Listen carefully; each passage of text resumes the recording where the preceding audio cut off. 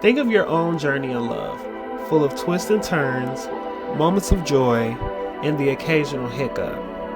In the glitzy world of Hollywood, where lives are often portrayed as flawless, there's a story that resonates with relationships of all kinds.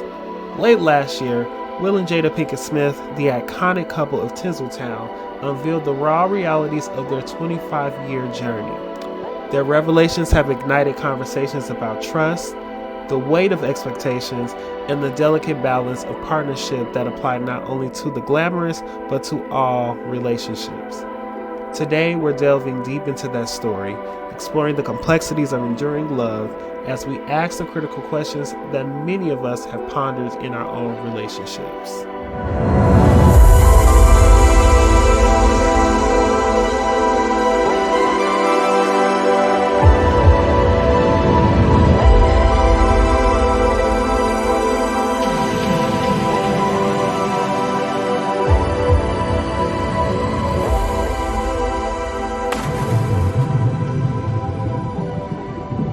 Welcome to Friendship Full Circle, a podcast that connects youth to spirit and healing through conversations and arts.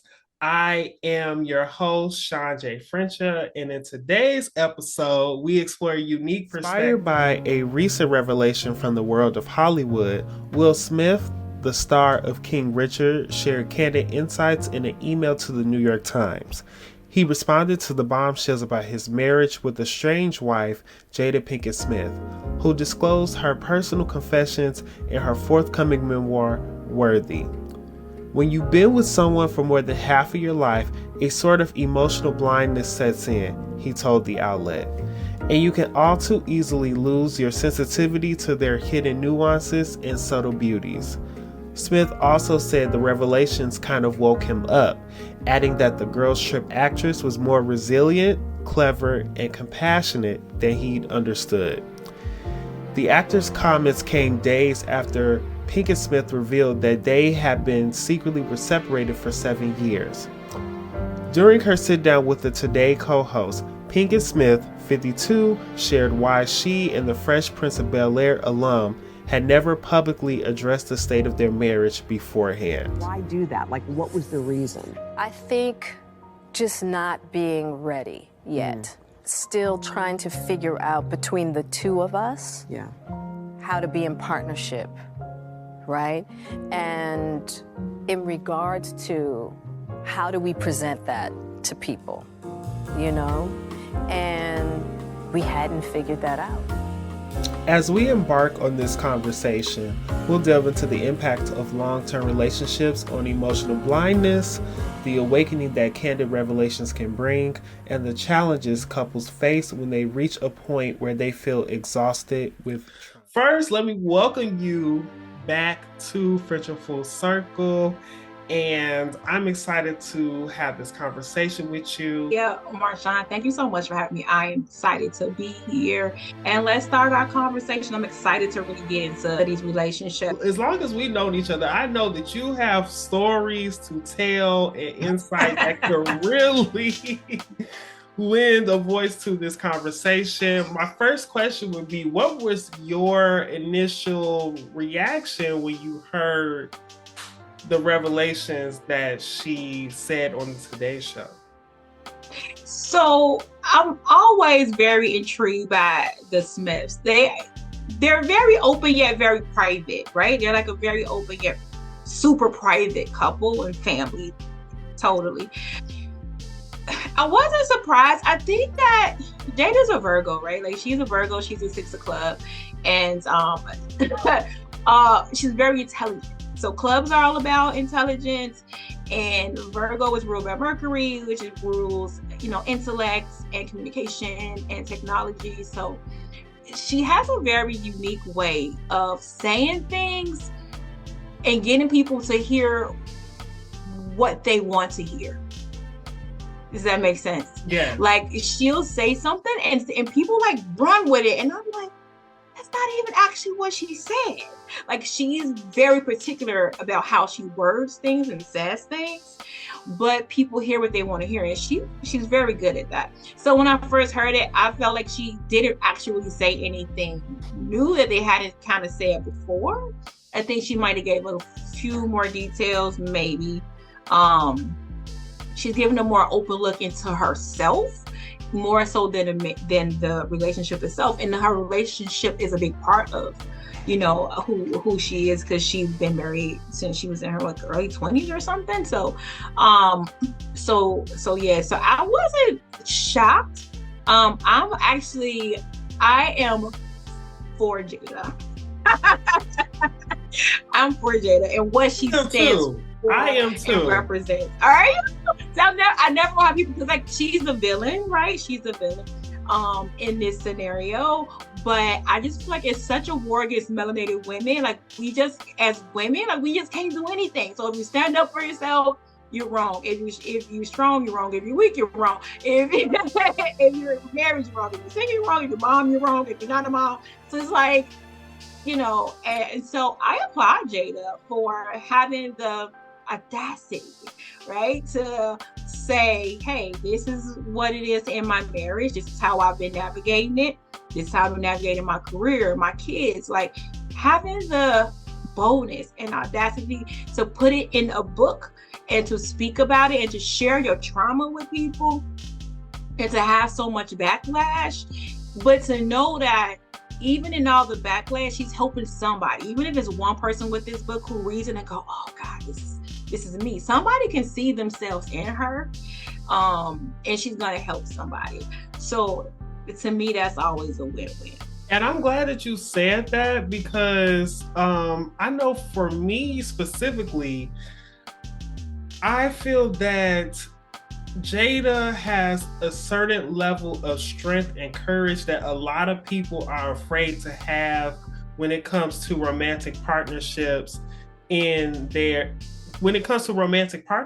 I feel that it's specifically, and I saw her second interview that she did clarifying everything with Hoda, and I think a lot of people are truly afraid to, I think people are afraid to let go the romanticized idea that they have of romantic partnerships. But also, I think that when it comes to relationships of that length and magnitude, people want relationships, but they don't want to go through, it's hard for people to truly accept their partner.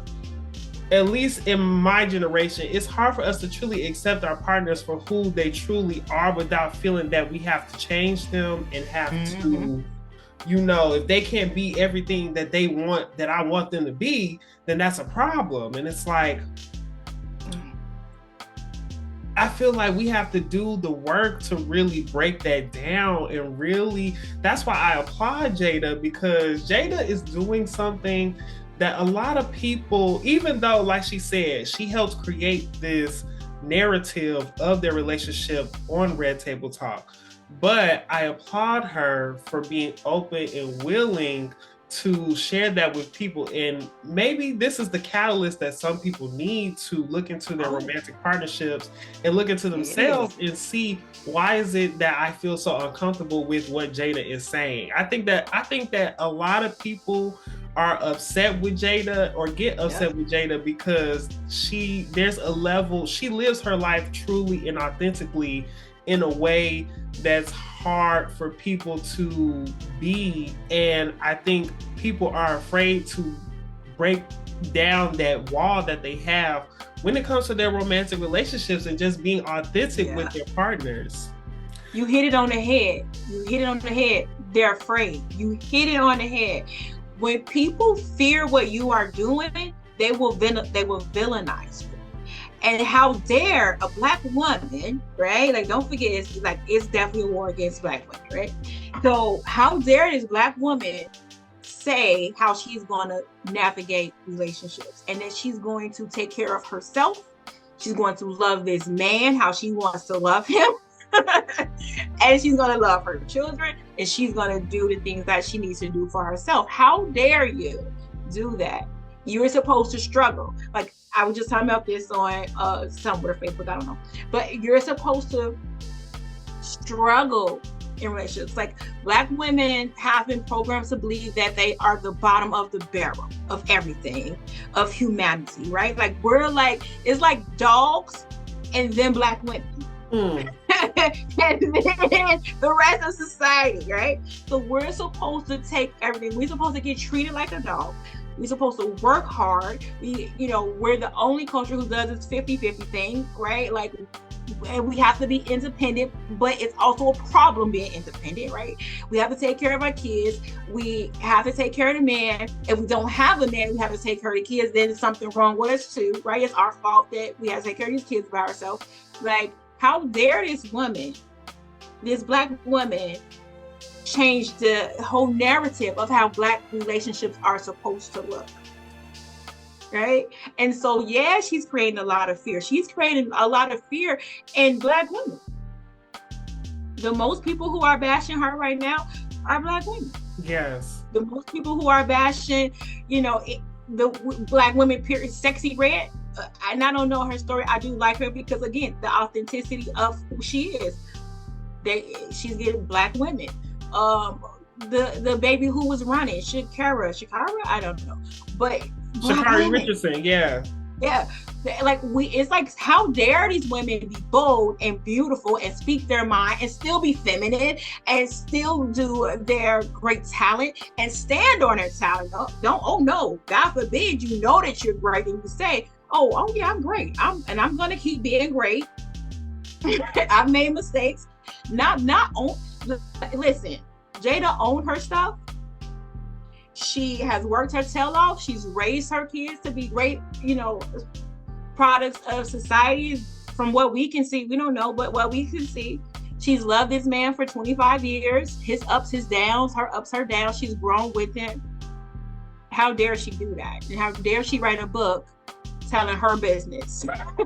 And you know what? And you know what I think I like too about Jada is that when because I've seen people say like Jada's on the smear campaign of Will Smith and, she embarrasses Will Smith and all these things. But from my observation of Jada, every time she speaks on Will Smith, she tells the truth of the situation for what it is, but she tells it in a way that she's not judging him or she's not judging herself. She tells authentically what happened, her opinion on what happened, but you can tell she unconditionally loves that man, and she loves him and she doesn't judge him for it. And she also is open to that introspection on herself, which I applaud her for that. The real first question that I have for the show, you share your insights on how emotional blindness in long-term relationships, as mentioned by Will Smith, can impact couples, and what strategies or advice do you have for overcoming it? Because I've seen too that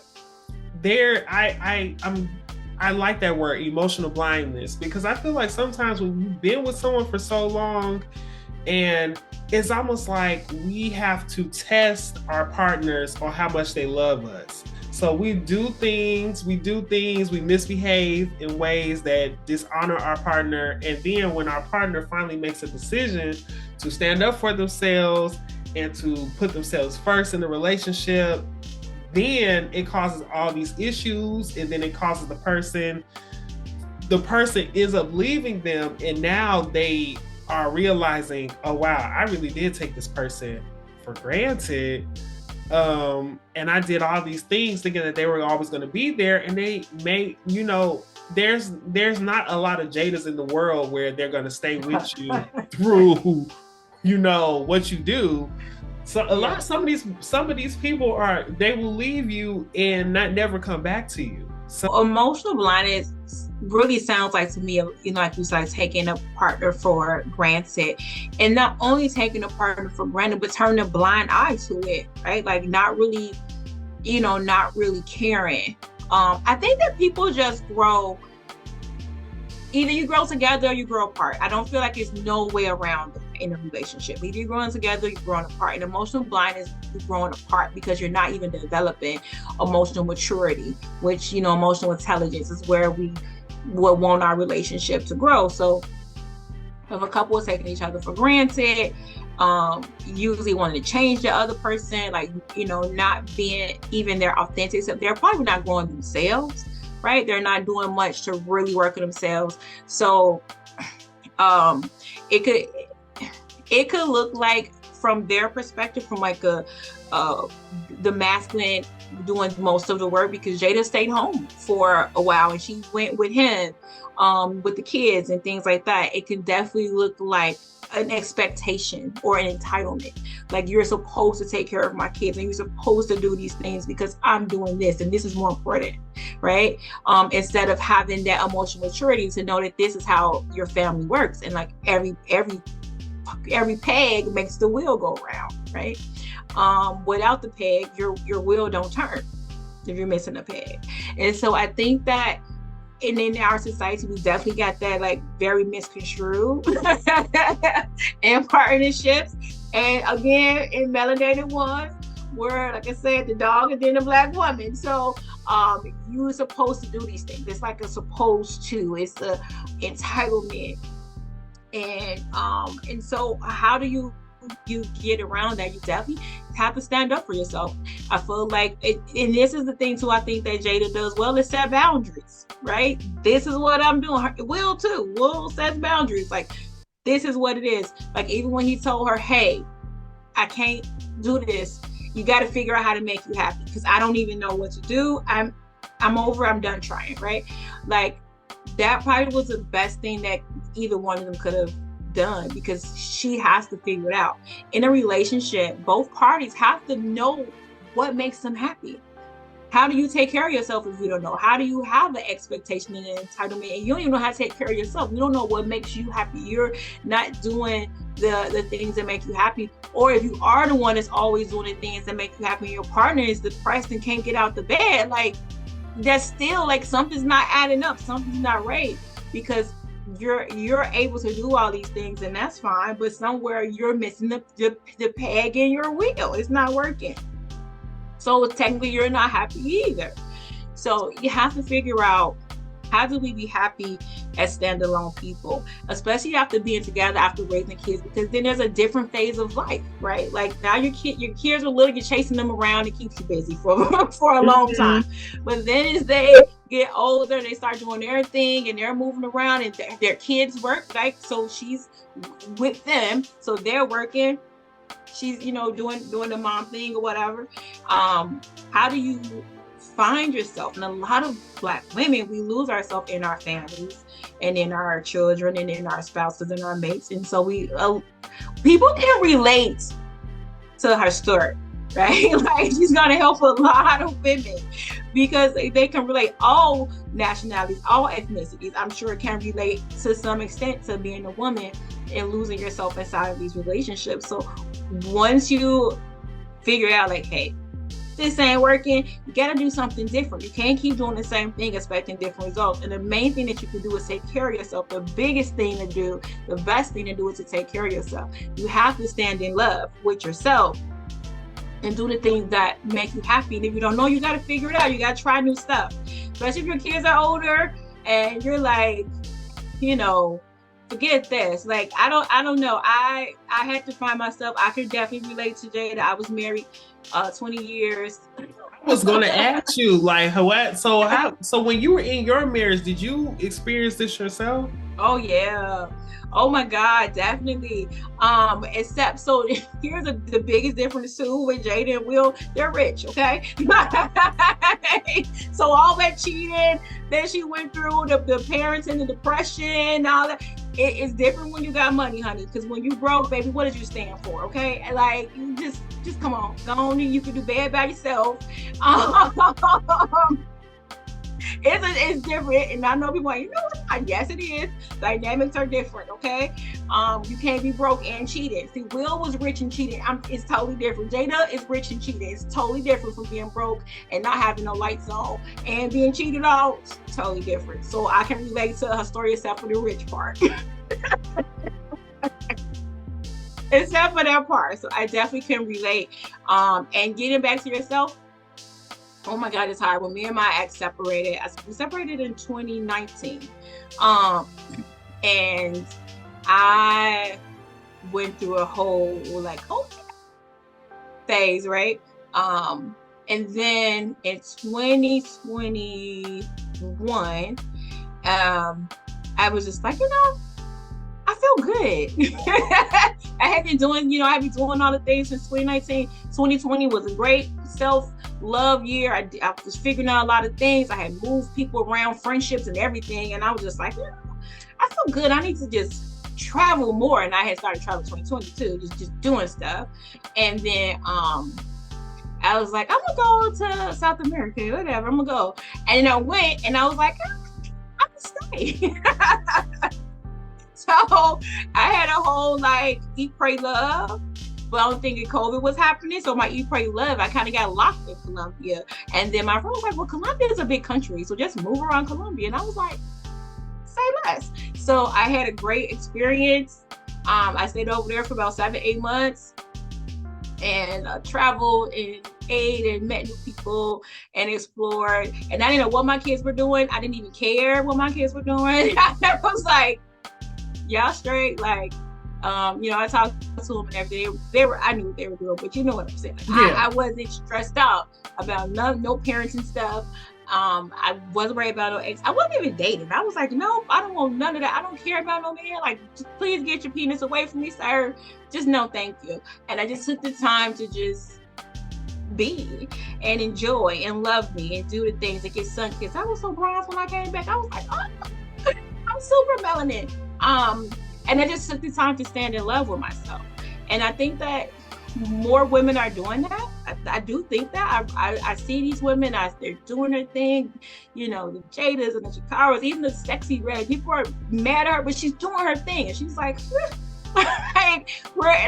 these women are doing their thing and they're showing us that we can do it too. And more women are doing their thing. Black women is like the highest educated, the most, starting small businesses and, hiring. And it's so, we're freaking fabulous, right? We're doing the things. And so we are finding ourselves in these relationships that's no longer working. So we moved from the Piscean age to the Aquarius age. And so when we did that, relationships transitioned too. So the old way of relating is not working anymore. So the way that we have to relate now is that both parties have to be whole. Both parties have to be independent, and then you come and stand together and share said relationships authentically. You don't get to change the person. How you show up is how you show up. When trauma comes up, you have to hold yourself accountable because relationships are to grow us up. And so you will get triggered. Your partner would definitely freaking trigger you. Like, it's nowhere around this. They would trigger your most inner being, and your inner being like, hey, and you're gonna want to cry. And you're gonna be like, you don't get defensive, right? So if you understand who you are, and if you understand that the trigger is much deeper than even what's going on right now, then you have to hold yourself accountable for your own triggers. And you have to stay present. And you can say, hey, I don't like what you said or how you said it or whatever the case may be. But your trigger is your trigger. So when you start getting defensive to that trigger, you're not healing. You're just perpetuating more trauma for yourself. So you have to hold yourself accountable for your triggers and do your work inside of your relationship and outside of your relationships. But you have to first figure out who you are, what you want to do, what's your purpose. You got to do the work. I'm glad that you say that, because even just doing some introspection in my own relationship life, like my longest term relationship, I found myself like when this person would like do things, like when I would want to hang out with them and then they would like turn around and like do things in their own life, I had to really sit back. I would find myself getting upset about it. So I'm like, why am I getting upset at this person? This person is living their life. They doing what they want to do with their friends and their life. Why am I getting upset at this person for what they're doing with their life? And then that's when I really had to sit down and like really understand and really try to figure out, Marshawn, okay, you getting upset about something that don't even have anything to do with you. And you really have to sit back and look at, why are you getting upset for someone choosing themselves? And so that's when I had to look at my own self and be like, and really think like, wow, this is the mirror for me, that I can't depend on someone to bring me happiness only add to it, but also I really have to put more energy into doing things that make me happy and make me feel good and make me like I'm putting so much energy into a person, and it's taking my life away. Like, I don't even think we realize that sometimes when we want someone to do something, we want someone to be something for us that we can't even be for ourselves. Yeah. That we, in a way, you lose your life when you just, focusing so much on a person and what they do with their life. And you have to realize that you really can't control anybody but yourself. Mm-hmm. And then you have to really do the work and be like, okay, what is it that makes me whole and makes me feel whole, and why am I like, you really have to work through that. And I think too, at least for me being a millennial, a lot of me in relationships of what I've seen of myself and why I get so upset is, I think there's also like a fear of when you go into relationships, because they say that the first relationships that you have are with your parents. Mm-hmm. And so I feel like a lot of the upset and anger is not even really with that person. It's really with my parents. And and then I feel like there's an upset and a fear, like, okay, wow, I'm upset at my parents for what they showed me growing up. And because at least for me, when I talk to my mom or when I talk to my dad, sometimes when you try to have that open conversation with them, they get upset as if they didn't do, like they weren't great parents. And like I was trying to tell them, I'm never saying you're not a great parent.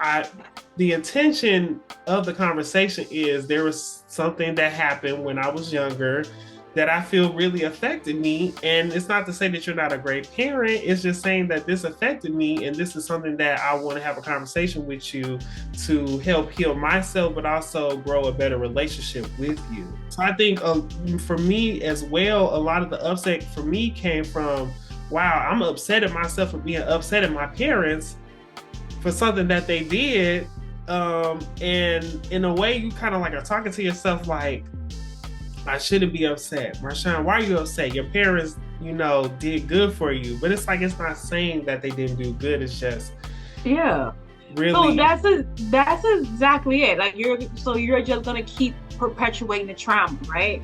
And so it usually comes from our childhood, or if it's bad, if you had a abusive relationship or something like that. But a lot of it comes from trauma. And so I had to have hard conversations with my mom. And my mom was a great mom. Like, I love this lady. And she gets so like, well, not anymore, but she used to get so like, oh my God, I cry and like, I was just a terrible mom, because like she listens to my stuff and everything. She supports me. She loves it. And I'm like, oh yeah, I grew up in a violent home, and this X, Y, and Z happened. And I'm just like, I'm chill with it. I'm relaxed with it because I've done work. And I tell her, like, all that defensiveness, that's her work. I don't take that on. So I share and I heal, but I don't take on no one else's stuff. So flip side, because I'm a parent too, right? My daughter, one day we're cooking and talking, hot kiki, and she goes, remember when you tried to kill me? Ma'am? Who? What? And I was like, no. And she tells her story, and the first thing I wanted to do was say that no, because we want to do that because we want to prove that we're worthy and we're good, right? Like it's the whole bottom of the barrel thing. We want to prove this, like, well, I was a great mom, and I was like, this is not your story. You don't get to take on her stuff either. It goes both ways. I don't get to take on her stuff. Like, I'm not taking on my mom's stuff. I don't take on my daughter's stuff. I let her share her story, and I say, you know what? You're right, and I apologize for that. I did the best I could at the time of what I knew. And I don't take on her stuff, because I'm not going to perpetuate my trauma. And if she wants to keep perpetuating hers, that's hers to do, right? Like, she has to heal that. But I gave her the conversation and held myself accountable. I did my part and held myself accountable. but I'm not taking it on. I'm not going to then go into, oh, I'm a great mom and I'm in this and that. But remember that one time I did this thing? We're not talking about that. It doesn't matter, who cares, throw that stuff in the garbage.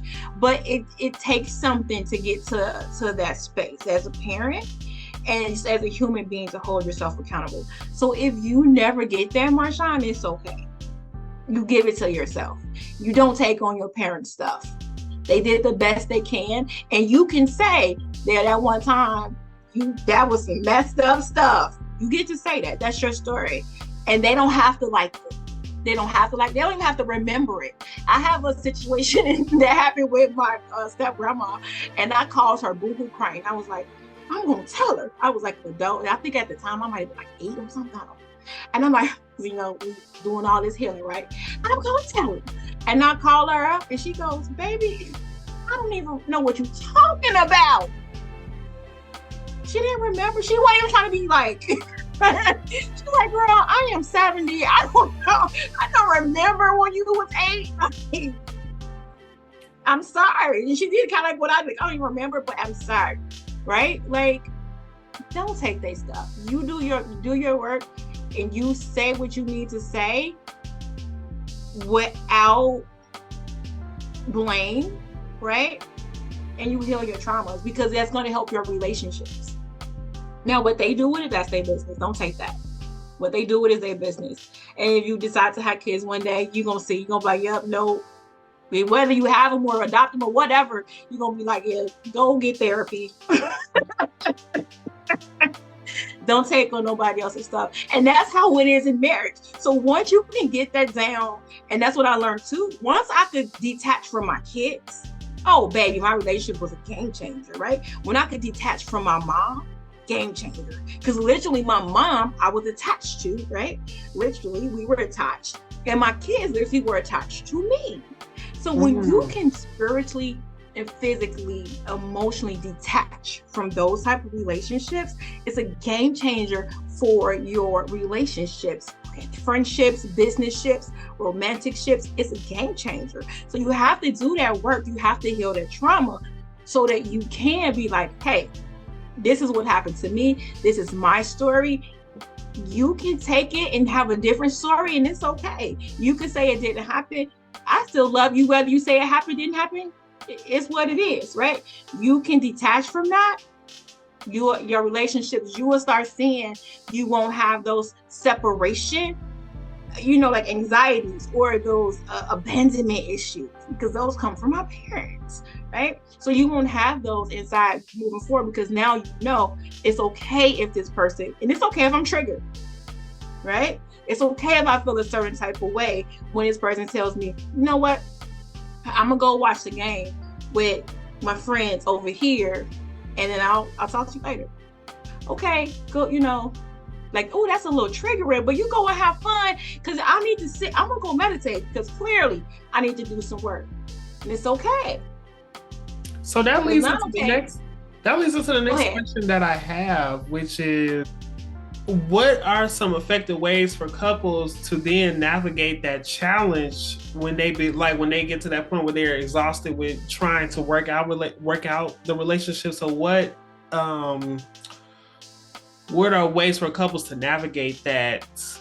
It's tricky. And how do they work to reignite that connection? Or what do they do when they're ready to just let go of that connection? It's tricky. So it's risky. So for me, that kind of is where I was at. This is what happened. And I said to him, it was just dragging one day. And I was just like, I can't no more. I can't do it. I said, you're going to have to fix it. I said, if you want this, I can't do it no more. I'm not going to fix it. I'm not even going to try. Like, I'm not. You need to do this. And I don't think he knew how, or at the time wanted to, right? Like, I don't think he knew how, one, but I don't even think he wanted to learn or figure out, try either. I think he was like, whatever, right? And so then we split apart. So when I say it's tricky and risky is because you need to let go. And it may or may not work. It may, like for Will and Jada, it actually worked.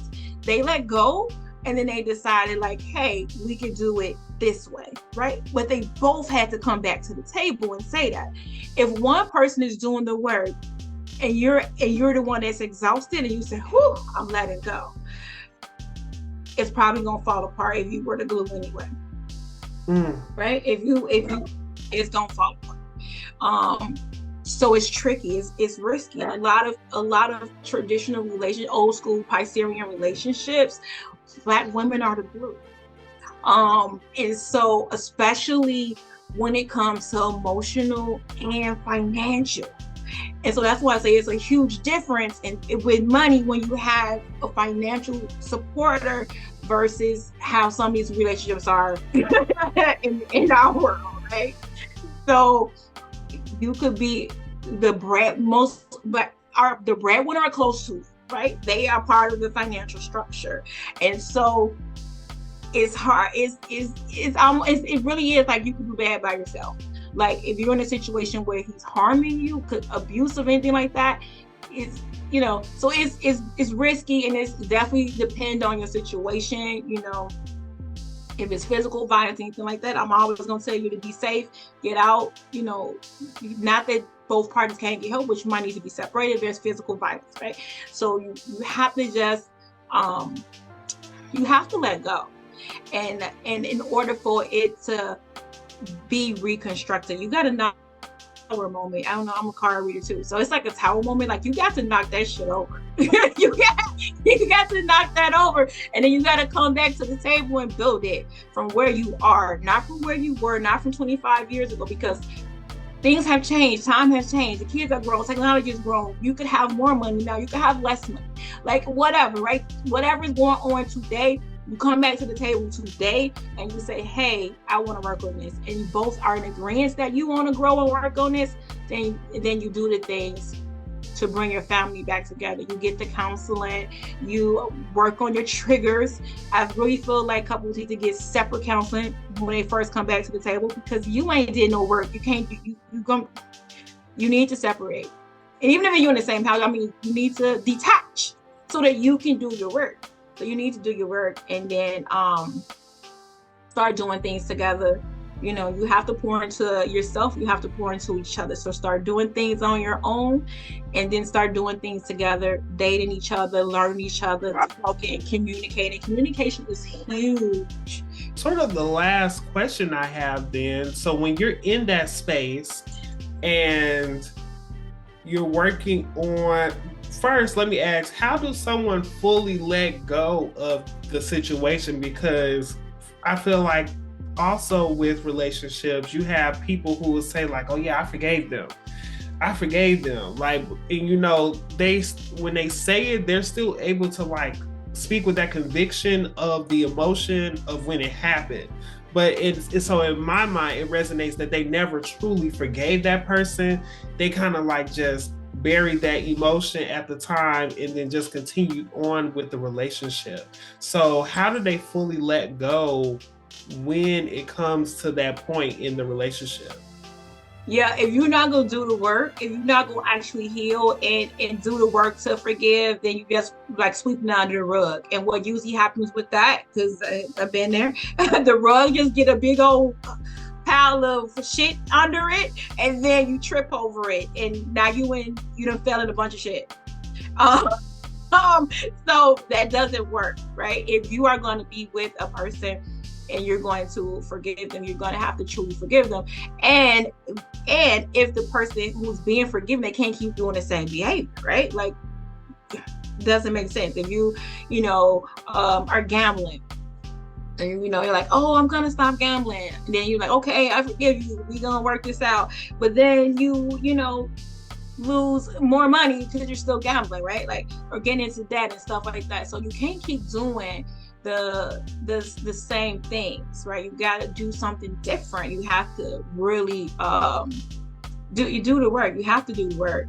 And if you're not doing work, you're just in a toxic cycle. So you're in an abusive, toxic cycle. We have an argument, we go off and we get mad, We do whatever, separate, fight, whatever. Then we make up. I say I forgive you, you say you forgive me. We really ain't did no work. We ain't forgave nobody. We're happy, what we call a honeymoon stage, until the next conflict arises. And then we go and we do the whole thing again. Boom, boom, boom, boom, boom. And we boom, continue boom. the cycle. I feel like we just continue cycles where, we continue cycles of misbehavior, but also we don't set boundaries. So we just let stuff continue to pile up and then wonder why the person continues to do the same thing when we've allowed that behavior, but also that person is mirroring a certain behavior within ourselves that we have with ourselves.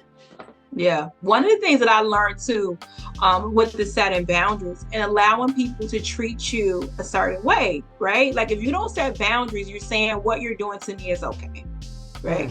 So if it's okay, they're going to keep doing it. that's with anybody, right? If you keep allowing it, they're going to keep doing it. So until you say something or until you be very bold and audacious and say, hey, I don't like this thing, let's not do this thing. But it really starts with yourself, because if you don't have good boundaries, that means you don't have a good yourself. So you have to start setting boundaries with yourself and not crossing those lines. When you don't cross your lines, nobody else will either. So if you say, I'm not gonna do X, Y, and Z, right? But then you do X, Y, and Z, they're like, oh, she don't really have boundaries. If you say, I'm going to go here, and then it's integrity, right? Your boundaries are surrounded by your integrity. And so when you stand in integrity, when you stand in your boundaries and you have them with yourself, I'm not taking X, Y, and Z. And if you do this thing, I'm leaving, right? And so the person does it and you don't leave. Whether it's friendship, it doesn't matter. This is all relationship. With your kids, doesn't matter, right? And you're like, I'm doing this thing. And then you don't do it. You telling them it's okay. Right? It's okay. I'll let you slide this time. No. You set your boundaries. You start working with your boundaries with yourself. So you start setting your goals and setting your boundaries, and you start living to make yourself happy and start pouring into yourself. And then you can teach other people how to treat you. And they'll have a very clear understanding of your boundaries. And you won't have a problem when you get to a space of self-love and self-respect and value and work and just deserve it. You won't have a problem saying, I'm not taking that. Like first, like in the door, my love now, first in the door, he was like, I was like, yep, and no to this, and no to that, and don't cross this line. And yes, I am a pretty princess. And yes, you would treat me as such. And he was like, and then he watched me, and he's like, oh, she a pretty princess. She does this, she does this, she does this, she does this. And so he knows, and vice versa. It goes both ways. Like he was like, hey, I'm not doing this, and I'm not doing this, and I'm not doing this. And then I watched him, and I was like, he's not doing this, he's not doing it. So you set the boundaries right away. And when you are very much in love with yourself, it's so easy. It's so easy. It's harder when you don't. It's harder when you're desperate. It's harder when you're in trauma. It's harder when you don't feel worthy. Then boundaries are hard because you're like, oh, they don't want me, they don't love me. Yeah. But when you love yourself, oh baby, them boundaries are so easy. You'll be like, you cross the boundary, and if you cross it again, because sometimes you find out people crossing and you didn't tell them, right? So you're like, you know what? I don't like that. You would speak up faster. Hey, I'm triggered, and I don't like that. And if you cross it again, I'm done. And then people be like, I ain't talked to Qiana in 6 months. And you haven't, because I told you that was a boundary and you crossed it again. And I'm not doing it. It's so much easier when you pour into yourself. Ooh, that's good. That's good. And then that leads into the last question that we have, which is, as we've explored the topic too with Jada and Will, that other aspect that you said, when you have money and when you have status, that changes the dynamic of the relationship. So the last question I have is, when it comes to the topic of public versus private, the presentation of a partnership, what advice and tools do you give couples on how to figure that out and how to be in partnership, both privately and publicly, especially in terms of public perception, when you haven't fully figured it out yet, or you kind of like are just like working through the ebbs and flows of your relationship? So if you're working through the ebbs and flow, ain't no public sector. It's none of that. If you're in a newer relationship, or if you're, dating, there's no public sector, right? Unless you're dating influencer or something, But if there's no need, if there's no niche, if there's no brand, like there's no point in doing that. For me, I said a long time ago, actually I was newly separated, but I had said in another podcast, I was like, I want sacred space and I want to create that for my partner. So no matter what happens, because at the time I didn't know which way we was gonna go, I was like, I won't share my relationship with the public. And I have not that one or this one. So, and I do share because I am a influencer type. So I do share what's relevant and what will help people, but I don't share my relationship. My relationship is sacred. My relationship is private, and I feel like even with women, they do a good job with that. We don't really know what goes on in their relationship. We have no idea. We don't know if they're watching TV eating dinner right now, right? We have if they're wrestling, having a pillow. We don't know what they're doing in their relationship. They actually do a very good job of that. They share without sharing. And that's how I feel like if you're in a relationship, if you're in a good, space, you can share without sharing. You don't want to put people in your business. You don't want to invite energy inside of your relationship that's not, it just doesn't matter, right? So you want to make sure that you are being private, you are holding your relationships very sacred. I share a lot. I've shared like the divorce woes and things like that, and I share a lot. But that's a part of how I teach, as a part of my purpose. So I do. But I'm actually a very private person. So no one actually knows in real time when things are going, when things are happening, or very intricate details. I share what needs to be shared to help people, but I feel like with your relationship, that's what you should do. Even with my kids are older now, so when they were little, I would post them probably more, but now they're older, they do their own thing. They're like, Mom, you're cringe, don't post me, whatever. So I respect those relationships too. I don't post as much. I post more my daughter business stuff because she does her business. So I just feel like we are in an age where we share everything, and so you just have to have some human connection and some compassion for people that you're in relationship with. So I create sacred space and I hold space for my loved ones. So I don't want to make it where it's not that. So that's for me. I think it's just a fine line. Like, I think, so for me, like Tabitha and her husband, I think they share a little bit too much. And not just because my counselor's here too. And I'm a Scorpio, so I hear things that are said. So I'm like, don't do it. Stop doing this podcast. Y'all need to come sit at my couch.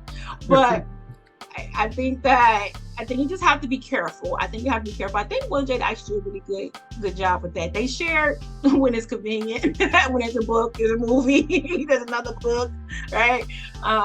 So I just think you have to be careful with that. But if you're in a new relationship, or you try to figure it out, social media or sharing that isn't where you need to be. Now, I do want to say private does not mean secret. That's two different things, right? Because like me and my guy, we're private. We're very protective of our relationship. Well, everybody know we in a relationship. They see us together, right? Like I know my mama, he know my mama. Like we know each other.